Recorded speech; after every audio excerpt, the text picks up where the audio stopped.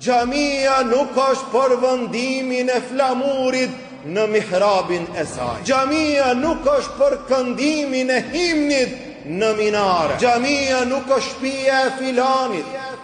Xhamia nuk është e dikujt prej njerëzve. Xhamia është shtëpi e Allahut Azza wa Jall, e cila shërben për adhurim dhe Allahut. Në xhami, në shtëpinë e Allahut Azza wa Jall nuk ka nacionalizëm. Xhamia është e besimtarve. Xhamia është e muslimanëve.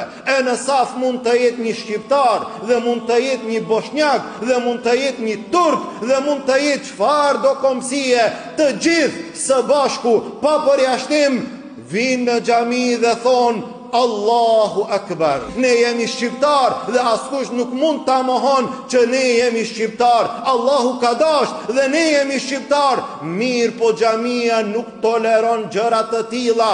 Çdo xhami, qoftë në vendet tona apo në vende tjera, paramendoje që ne kur shkem në Qabe, në xhami, në shtëpitë të Allahut Azza wa Jall, sa nacionalitete prezantojnë në advent, të gjithë së bashku, pa asnjë përjashtim, të gjithë thonë Allahu Akbar. Dhe nuk mbulohet Qabja, dhe nuk rrethohet Qabja me flamura të ndryshëm të vendeve të ndryshme. Xhamit janë të besimtarve.